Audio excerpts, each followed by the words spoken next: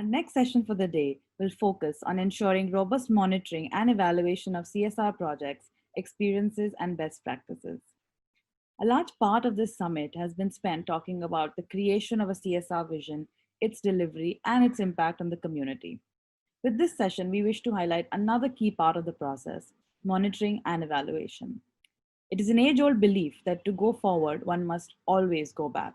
One must go back to reflect, to review, and to revise strategy for the best possible outcomes, to evaluate what works and what doesn't, and to arrive at best practices.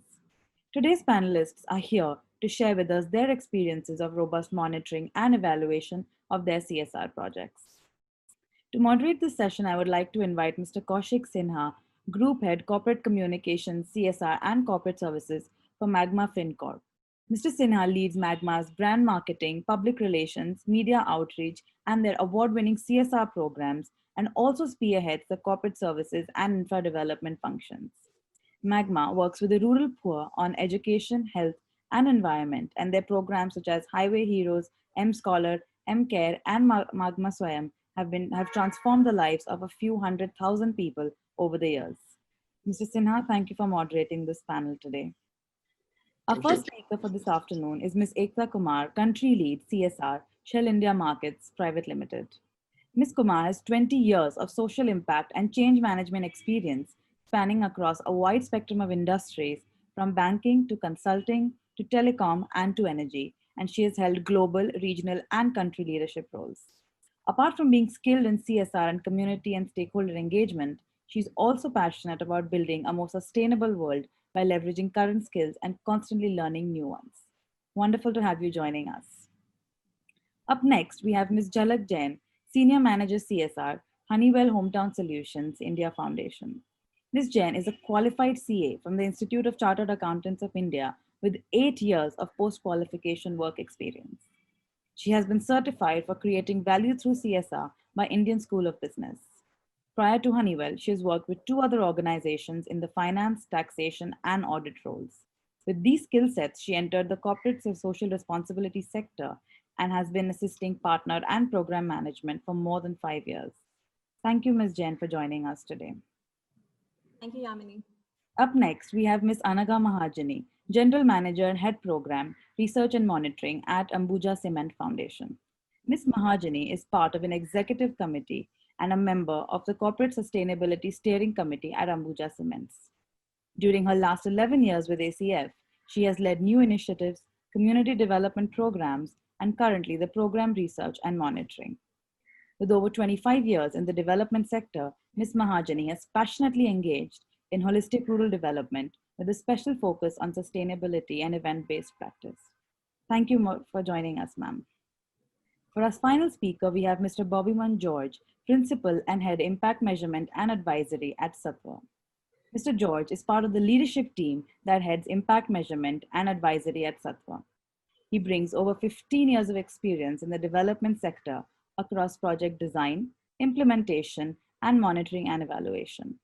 He has designed and delivered more than 75 social impact assessment projects across sectors and geographies with large CSRs and foundations such as Google, JP Morgan, ACC, Philips, and L&T Infotech. Thank you for joining us today, sir. I would like to take the time to remind all our panelists that this session runs till 2:50 p.m. Please reserve some time towards the end for some Q&A with our audience. Over to you, Mr. Sinha. Thank you, Yamini. Good afternoon, friends. Our topic, as you mentioned, is ensuring robust monitoring and evaluation framework in CSR projects. We'd like to share some experiences and some of the best practices put in place by the organizations where we have been associated to. Friends, monitoring and evaluation framework is a critical component, which I feel leads to successful implementation of any CSR project. Hence, understanding the meaning of monitoring and evaluation in the context is key. Monitoring typically is a periodically recurring task, which kind of allows us to evaluate, allows us to see the results, the process and experiences, which we document and which we typically use as the basis for making decisions and getting our learnings. It also helps us to know if the project is on track, if it meets the outputs set within the time limits that we have at the beginning of the project design and implementation plan. While monitoring is kind of a continuous process, evaluation typically revolves around how well the project has been implemented and to what extent we have been able to achieve our results. What kind of challenges did we face at the implementation stage and how they were addressed or mitigated? It also helps us understand if the same project is scalable and if it can be replicable in other geographies, and similar models can be replicable for other projects as well. Monitoring happens, as I was mentioning, during the project implementation, while evaluation typically takes place after the project has been implemented. A practice of midterm evaluation, which typically falls into the category of monitoring. Typically, corporates put in place a lot of emphasis on the M&E to understand the hindrances that occur, and we typically decide on the course correction needed if the project is held back for any reason. As a CSR practitioner for last several years, my personal experience with M&E is that it is key to any project design, and typically at the design stage only we kind of create the matrix which we follow at the implementation and subsequent stages. Both of them, monitoring as well as evaluation, have a lot of fact finding and sort of an audit of sorts that we typically do. However, they are done with the intention not to prove a point, but to improve. That's what I personally do, and that's what we personally do in our organization. Typically, we look at the SMART indicators, SMART as in specific, measurable, accurate, realistic, and time-bound.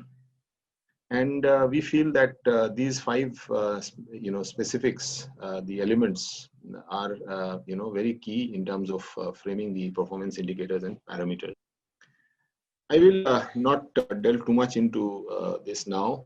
We have a very topic and a very esteemed and knowledgeable, panelists. Typically, we will, discuss for about 30 minutes between us, and then we will have the floor open for about 15 odd minutes for a Q&A. I will briefly touch upon the areas that we'll cover one by one and invite the panelists to come and share their thoughts. Would be great if they can also share a few experiences and best practices that they have implemented. I'll start off with our first agenda for the day, which is monitoring and evaluation. If there are two peas in the same pod or they are individual entities like chalk and cheese, and request Bobby to share his thoughts on this. Over to you, Bobby. Great. Thank you, Mr. Sinha. And as you rightly said, in the monitoring and evaluation, there is a lot of questions and when we open up the floor for this kind of information, what is it?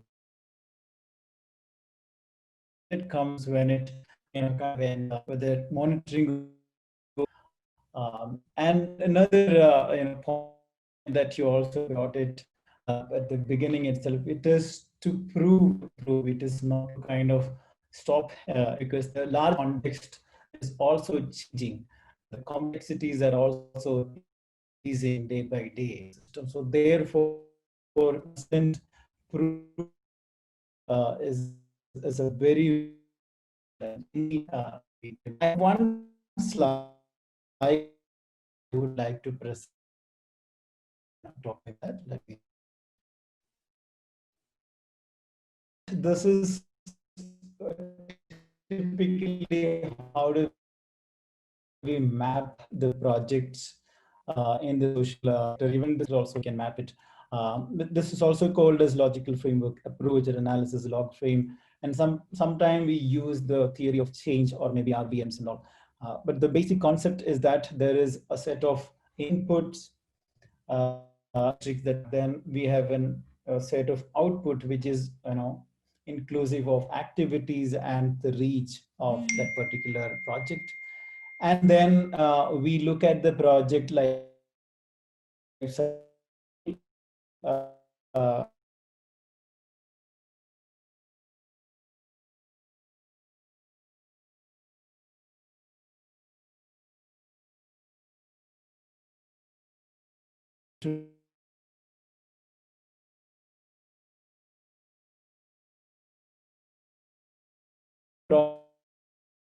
to plan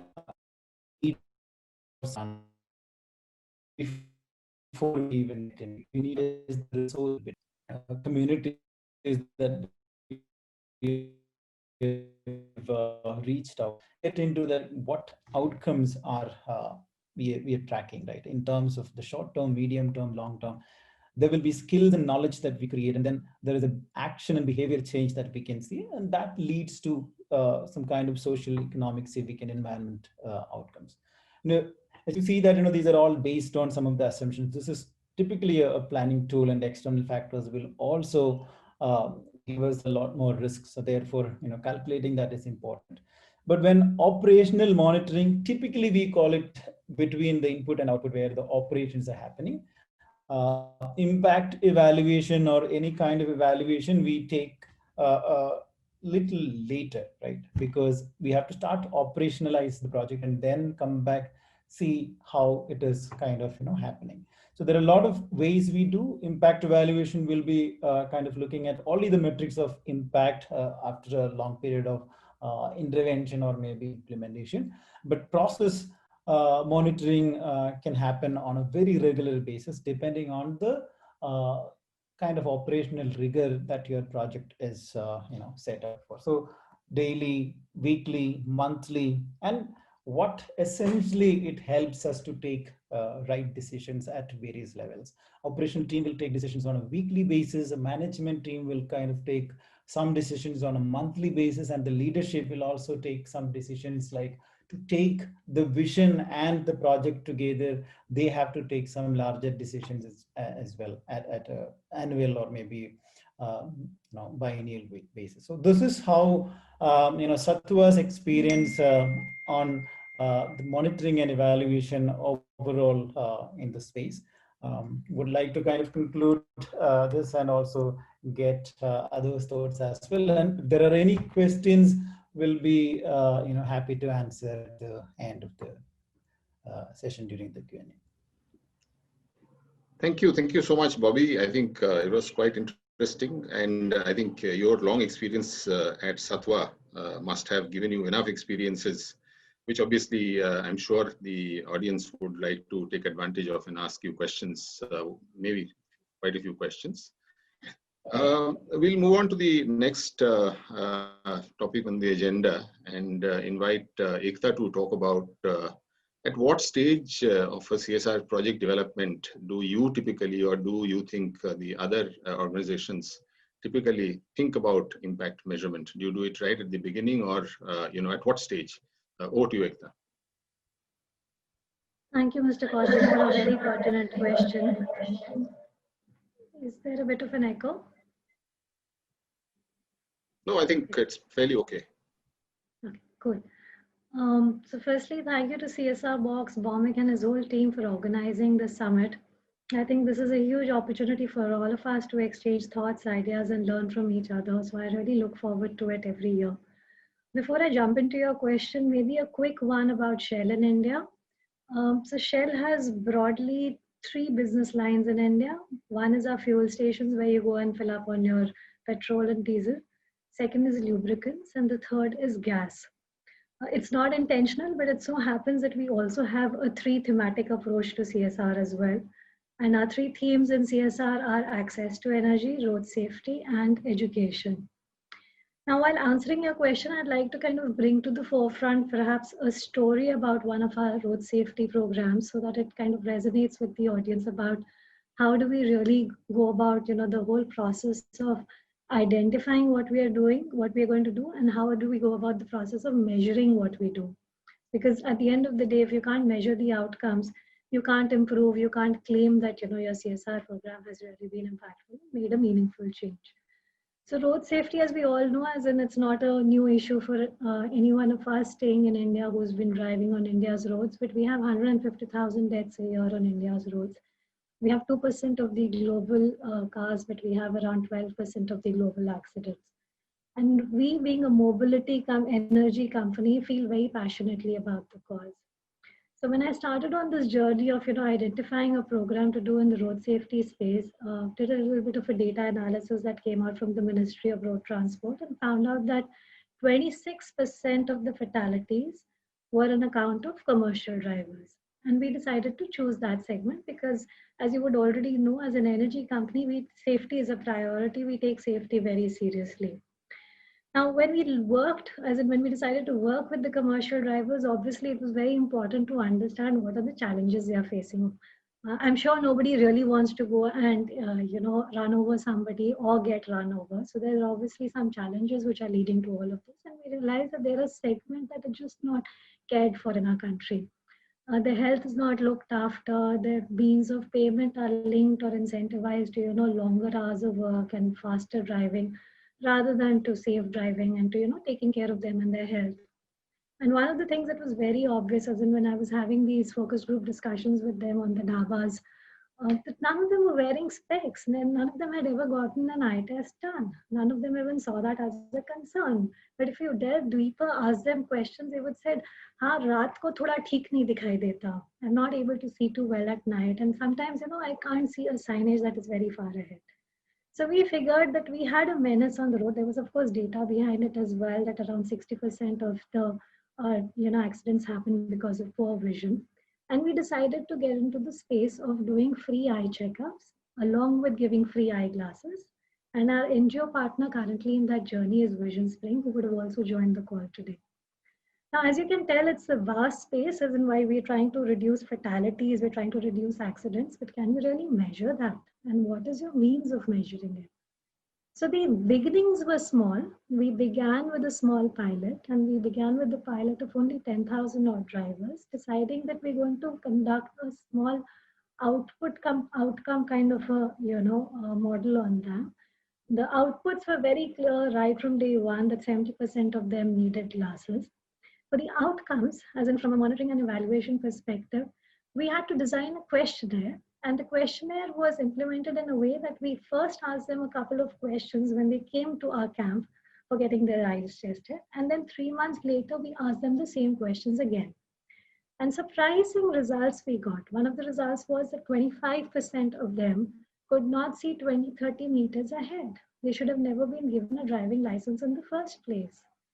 Then, of course, there were other outcomes as well that we found out, that after getting their glasses, after getting, being with their glasses for 3 months, they could see moving objects at night. They could see better. They could see 20-30 meters ahead and read these signages and see the number plate of the truck or the bus ahead of them. And these are some of the outcomes that made us expand this program from 10,000 truck drivers to 3 lakh drivers as I speak to you today. We have already completed testing eyes of 2 lakh drivers. We're on the 3rd year of our journey, and we're going to be covering another lakh of drivers in the coming year. So I think I just wanted to bring to life that you have to begin with thinking about outputs and outcomes when you start your program, which is what we did with our 10,000 drivers, tested it, found out that there was a huge need in this space. And as we went along, also with our learnings, we kept tweaking our program. For example, one of the pieces we found out was that 4% of them also had other eye issues like cataract, etc. So we built a mechanism to refer them to nearby hospitals, so that they could take care of that as well. So I think I'm just going to pause here with saying that it has to start at the very start, and you should figure out how you will measure it right at the very beginning. Thank you very much. Is there an echo? Okay, thank you very much, Ekta, for highlighting this. You have shadowed a topic which is very, very, very close to my heart. My organization runs a program called Highway Heroes, under which we provide classroom training to truck drivers. And according to Limca Book of Records 2020, that's the largest classroom training program for truck drivers anywhere in India. Under that program, we have provided classroom training to 191,000 truck drivers as we speak. we have set up training camps at 300 plus locations. These are typically based at the transport nagars where the goods are unloaded and loaded, and the experience has been just too good. Quite a few data points that you touched upon. I mean, we know them by heart because every day we kind of discuss those. So some other time we'll probably connect and speak about them. You touched upon a very interesting point, is that right at the beginning only, one has to be very particular about what are the measurable outcomes, basis which you first run a pilot and then subsequently you scale it up. So I think 2 pointers which I also mentioned right at the beginning, whether the project is replicable and scalable are pointers that you mentioned right at the beginning. Thank you very much for that. Next, we'll go to Jhalak and try and get her inputs on what are the real pragmatic challenges of impact measurement and how organizations typically address them. Over to you, Jhalak. Thank you, Kaushik. So firstly, let me take this opportunity of thanking CSR Box for giving us this opportunity. I hope my sound is okay. Yeah. Yeah, okay. And, I can talk about my organization briefly, that Honeywell, is a technology company, and we lay a lot of stress on STEM education, which is our science, technology, engineering, and math subjects. Now, the typical challenge when it comes to any education program is that we are looking at two things. One is a behavioral change and then the education part of it. And when it comes to measuring outcomes for these kind of programs, it is definitely a challenge because you cannot see the tangible outputs there. You cannot see on ground that, okay, you have created something and people have started using that facility or any such kind of an equipment that you have provided. So the first thing that I would probably want to talk about is the fact that any behavioral change program will have challenges around creating measurable outcomes, and it requires a lot of study or maybe research, we can say, to create meaningful impact measurement indices around these kind of programs. The second challenge that I can probably highlight here is the beneficiaries that we look at. Now, any program of such sort will have beneficiaries who will require a very long-term and deep kind of an intervention to actually bring about that change and actually see that if that change is really making an impact into their lives or not.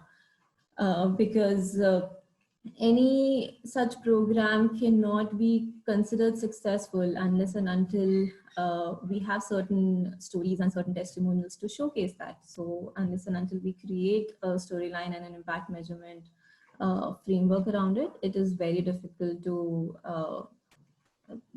pick up the quality and the success of the program. The last one I want to talk about challenge is the duration of a program. So any program, when it's a behavioral change or any soft intervention that you're trying to do, the duration has to be a little bit longer than what we do normally for any tangible project. You cannot have a 1 year or a 2 year project and be done away with, because it's not something that I'm constructing on ground. It can be used for posterity. Behavioral change comes with its own time and its own capacity to be there on ground with the people for a longer period of time. So you can start with just maybe one person, but that resonating that message across 10,000 or 15,000 or maybe a lakh or million of people, it takes a bit of time, and you need to put that kind of patience and effort into the program to make it successful. I can talk about an example where we are trying to put up a disaster risk resilience framework in the schools of Delhi and Uttarakhand. Now, when I talk about this, there are infrastructure changes that we are making into the schools of these locations, but it definitely comes with a soft intervention wherein we are trying to tell people that why this intervention is important, why your safety is important, and why your school structure needs to be properly there so that you can come there and be studying in a safe environment. It cannot be that tomorrow you're studying and a roof falls down on your head. You cannot have that kind of a structure and have a quality education program run over there if you do not have these basics done right. So but it cannot be a 3-year duration of the program. So we made sure that we go from piloting with just 50 schools in Delhi to now 150 schools in Delhi and Uttarakhand, and from just touching upon maybe 10,000 people, we can reach out to 80,000 people. It has not been a very long program, but we can actually see the difference that it is creating now, but it will require a certain period of time. So 4 things that I've mentioned today, right? One is you should know your audience well. You should know the nature of your program. And if you're sure about the duration and the patience that the program will require and the outcomes that you want to put around it. So if you're able to, overcome these kind of challenges, then only you can have a successful impact measurement framework around the program being created. Thank you. Thanks a lot, Jalak. Quite interesting. I think there are quite a bit of learning from what you shared.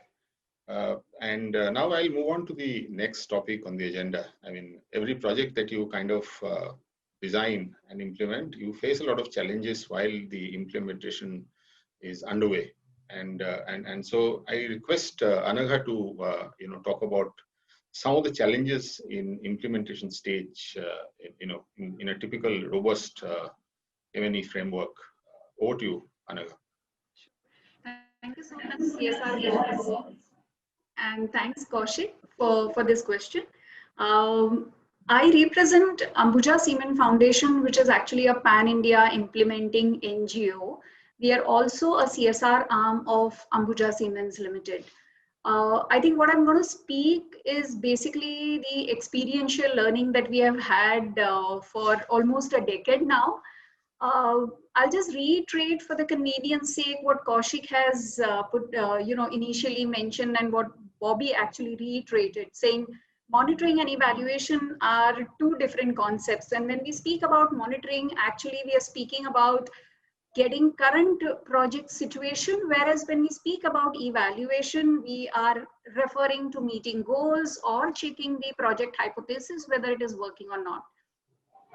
Considering that these are 2 different concepts, but kind of, get built onto each other, and there's a lot of convergence on it, I'm going to address this conversation on focusing on 3 things which are common in both monitoring and evaluation. And something which is critically important is the institutional mandate for this. And that's what I'm going to begin my, conversation with. Basically, when we speak about the institutional mandate, what we are speaking about is the sense of responsibility and accountability towards what we do.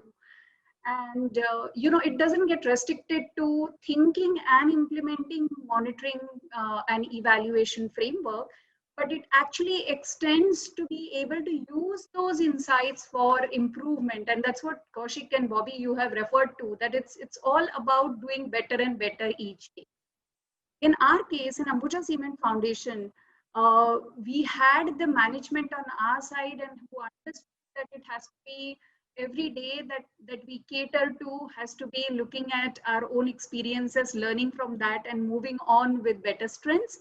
I think we had a very strong institutional mandate with us, with which what happened was, we were able to allocate specific resources, which becomes a critical challenge otherwise in terms of having financial, human and time resource on our side.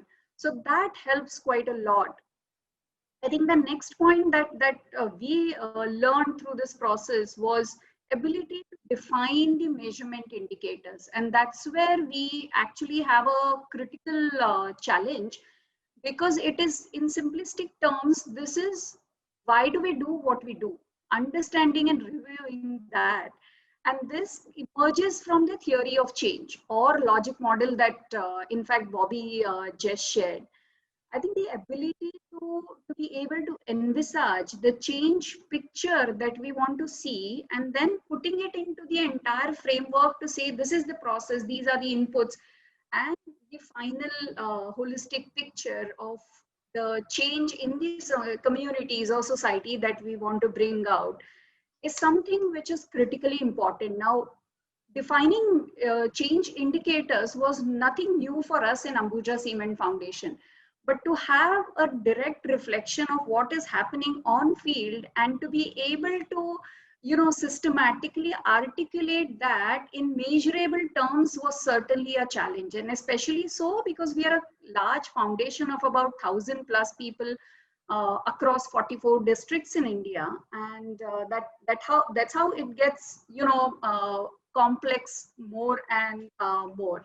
I think that the value that we saw in defining indicators was one, that our field team was actually able to self-guide in terms of taking the systematic path for implementation. So what I'm seeing is, once you have the monitoring indicators in place, it works in dual ways. One is it is monitoring what you're doing, but also it is guiding you to be able to take the next steps, which are correctly spelled out to achieve the change that we want to. I think with respect to evaluation, when we speak about the measurement indicators, it helps us define the scope of the assessment correctly, and also to attribute the change to what you have done on ground. The third common challenge that we in Ambuja Cement Foundation have faced, and I think this is where I would very honestly say that we are still grappling with it, is the use of technology. And anyone and everyone would agree to the fact that digital data collection is something which is the only future for all of us.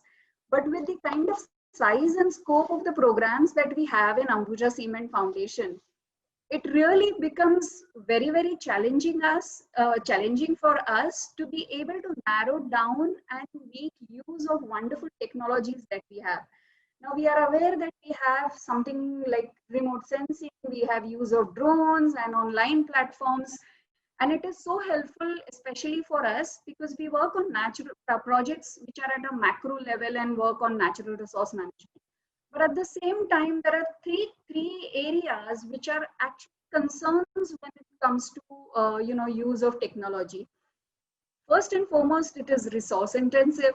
Second most important is the logistics reason. We are into remote geographies where access is still an issue. And the third thing is ability to find something which is relevant for you and your approach in the field. So with this, these are three common challenges which I felt I must share with you. But there are two unique challenges, and each in the area of monitoring and evaluation. In the area of monitoring, I would say a unique challenge is the ability to aggregate results regularly. You may have loads of data, but if you cannot, if you're not able to collate it and make sense out of it, the effort gets wasted, the enthusiasm amongst the team members also gets diluted over a period of time.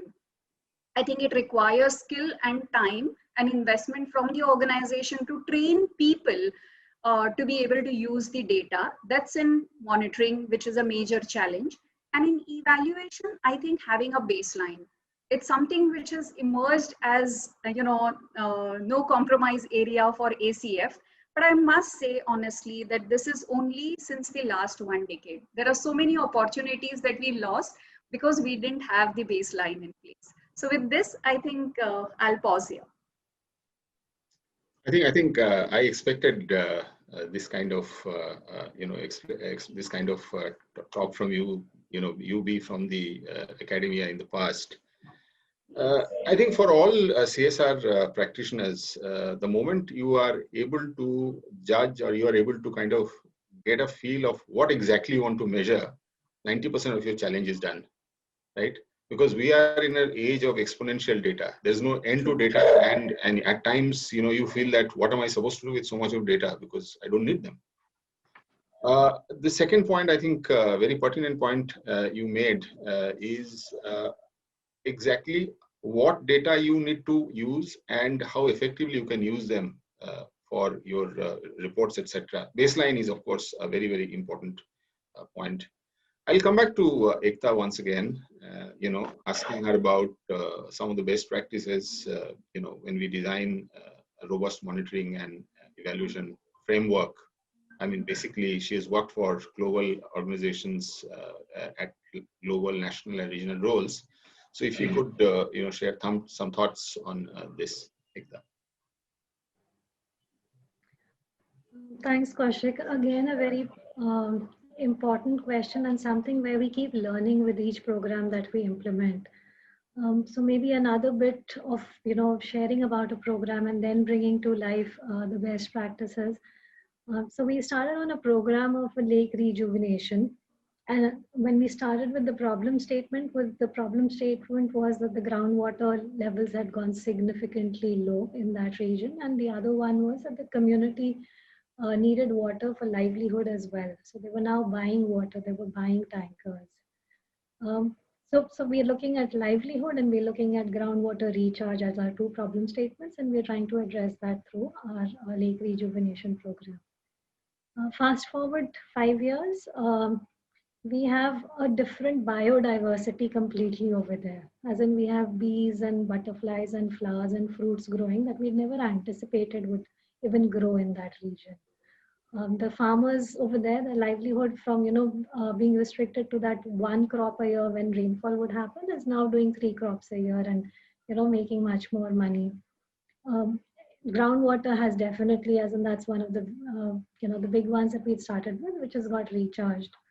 Now I think in terms of when I look back, in terms of one of the very nice things that Anagha stated, that begin with a baseline. When we thought about baseline at that point of time, I think we were very restricted to just livelihood and the groundwater.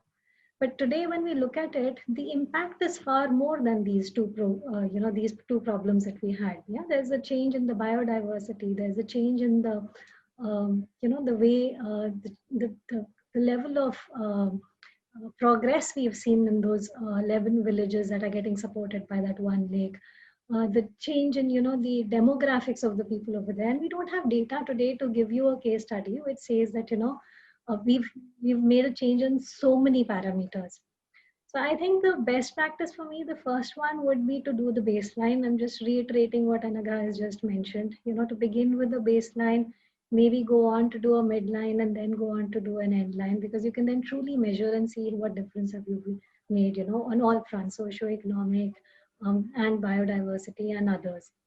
I think the second one is that's very important is when we begin programs, there's a lot of stuff that we'd like to do, but and a lot of stuff that we'd like to measure. But again, narrowing down and maybe repeating some of the stuff that my co-panelists have already said, that what is it that we can really measure? Because you could be wanting to measure a lot of things, but there has to be a means of verification. So establishing the means of verification is very important right at the beginning of the program. Yeah? Because if you don't establish that means of verification and there is some data that you need from the community, then obviously that's not going to come to you till you have established that they're happy to talk to you, they're happy to share that data with you, and establishing that means of verification. And I think the last point for me as a best practice is that begin small. The piece that I've already shared about, begin with a small pilot and then scale it up, because you test your own theory as you go along in that program.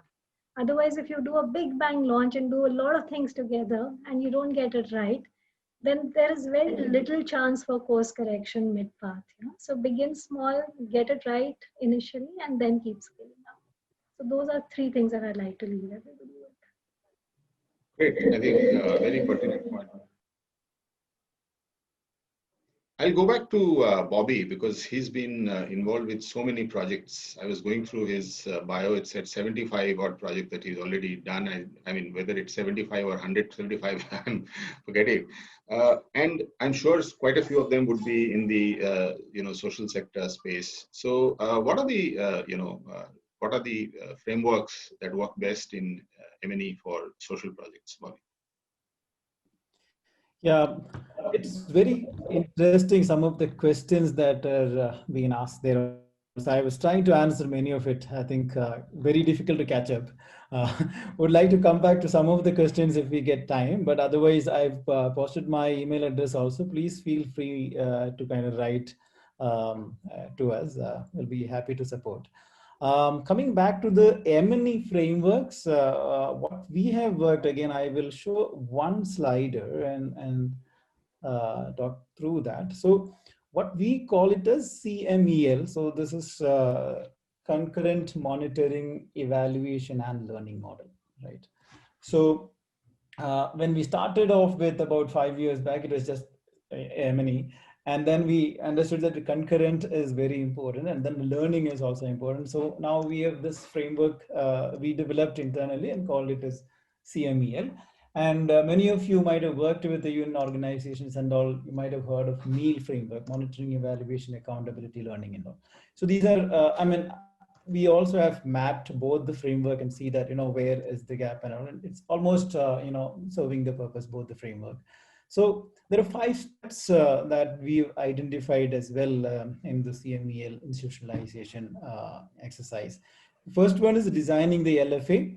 While we use LFA for a project context, you can use theory of change as well, or RBMs, whichever it is. If you could get the indicators of processes and outcome or impact, then that makes the case.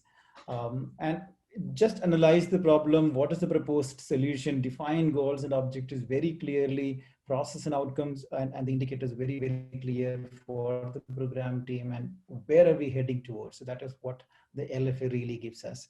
Once we know very clear about what is our indicator, and as Ekta was also talking about, how we verify that by observation, by discussion, or asking some of the participants or stakeholders. So we need to have some kind of data collection tools, which can be survey, which could be FGDs or in-depth interviews, observation, transect walk, whatever it is, where we will get the quantitative and qualitative data to really verify whether the indicators that we have already defined and finalized are checked through these tools, right?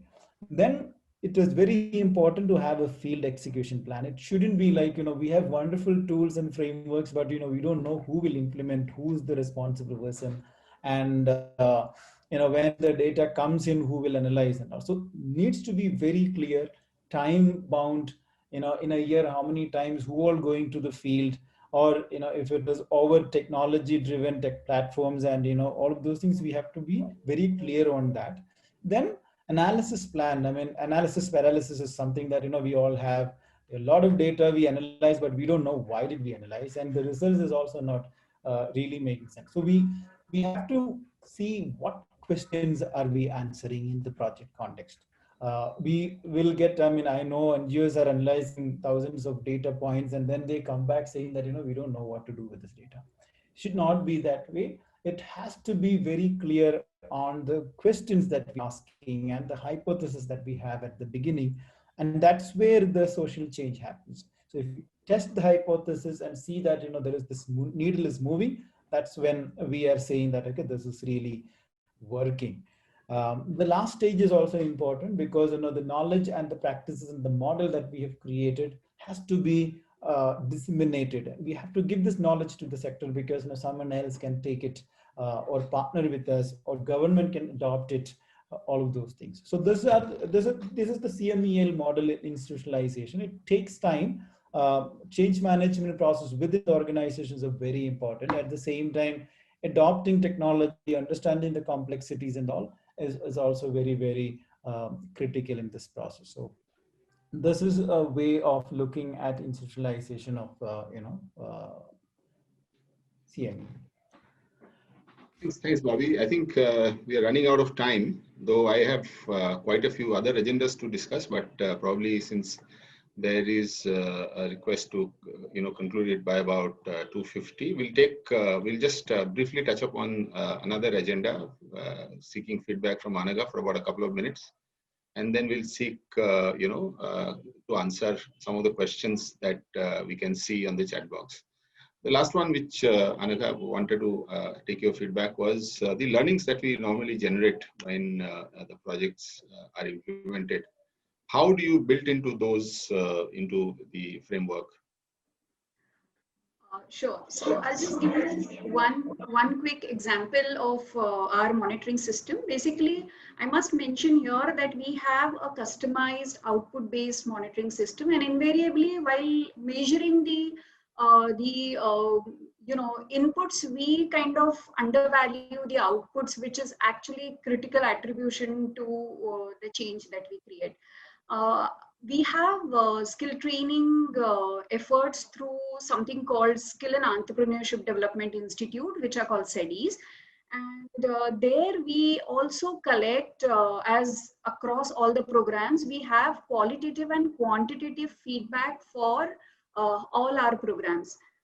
Interestingly, in the skilling, what we focus on is the placement and the retention of these placed students. And that's where we were getting actually the consistent qualitative feedback highlighting the need for us to formalize our connect with our placement partners. And over a period of time, when we took it seriously, we realized that it is giving us quite a lot of value to connect in a formal way through placement meet with our placement partners. It was helping us on one hand to be able to have our students placed in those organizations, and also to ensure that they are not only placed but they sustain in this organization and in the trade that they are trained in. And on the second hand, we were also getting a lot of insights in terms of what we need to include in our components in our curriculum to be able to have future training trainings in the same trade.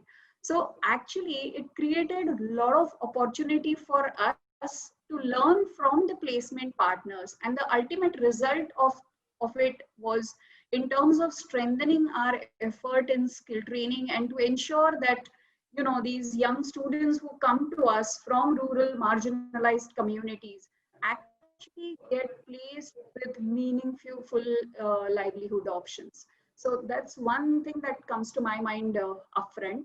There is another example, if I just can refer to, is it's about our efforts in Thar Desert in Rajasthan, wherein we have roof rainwater harvesting system. And we realized over a period of time that a section of the community, which included also the landless, marginalized community members, were getting, they're not getting included in our program. And that's where we got a feedback from them saying that what we need to do is have a customized differential model of subsidy to be able to cater to them. I mean, that was a much valued feedback, because the organizational mandate is also in terms of bringing a change into a marginalized section. So I think it's kind of a live platform. More and more you learn and look at those feedbacks, more you learn, and it's been overall an enriching effort at the organizational level to look at them.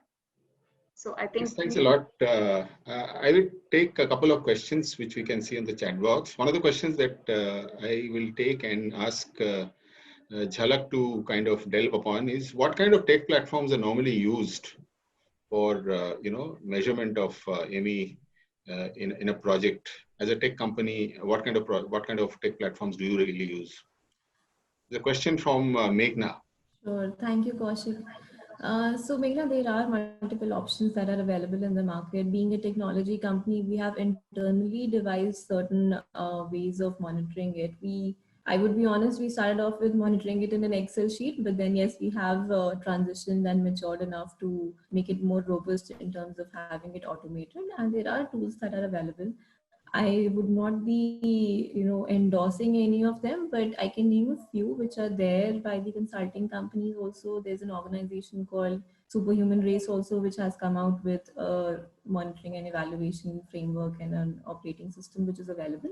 But you really need to find out exactly what suits your thing, because all these tools can be customized. These are available with various permutations and combinations and dashboard reportings and very flashy reports, but ultimately you have to identify what makes sense for you, your program, and then what is the best way to do it. So it can be as simple as using it in Excel or a PPT, and then you can mature yourself into automated tools, and there are various options available. But identifying the right fit which conveys your message in the most simplest form is what you should go for.